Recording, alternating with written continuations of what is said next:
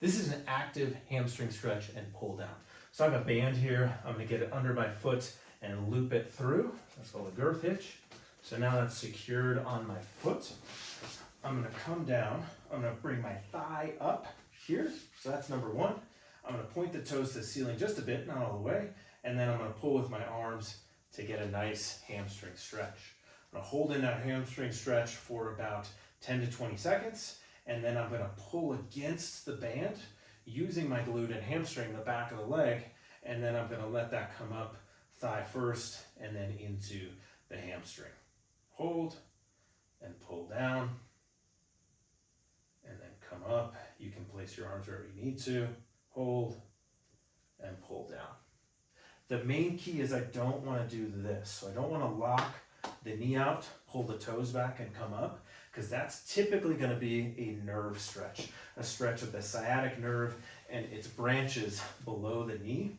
Nerves do not have as much capacity to stretch as a muscle. Stretching them is often unproductive and potentially painful or uncomfortable, particularly if you've had a nerve or a low back injury. So a common mistake is people say their hamstrings are always tight, they're crazy tight, and all they're doing is trying to stretch the nerve. We get into here, sometimes people aren't tight at all. Normal range for the hamstring is thigh to the chest, shin pretty vertical, and so that's normal range. A lot of times people have more, and maybe I get a bit further, so I'm right at normal, maybe a touch tight, but most people aren't quite as tight as they think they are. They might actually have an irritation of that nerve. Regardless, we want to stretch this by keeping the ankle relaxed and even pointed, and then the thigh up, and then I get the tension from extending the lower leg without locking the knee out. From there, I want to work against the band and then come back slowly and with control into maybe a slightly deeper stretch. This is what's called an eccentric, meaning the muscles are working.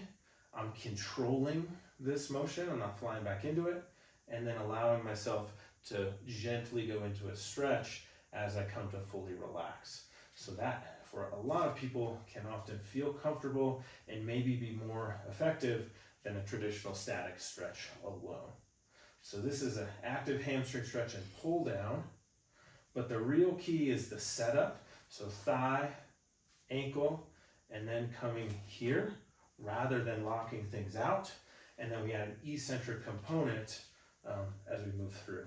And again, your arms, you can see I'm messing around with different arm positions. That's okay. So I find most people, as the leg comes up, I'm going to need to change my arm position just because there's different tension on the band, and then I need to change it.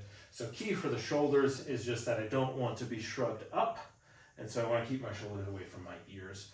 Other than that, you can kind of play around with whatever shoulder position works best for you.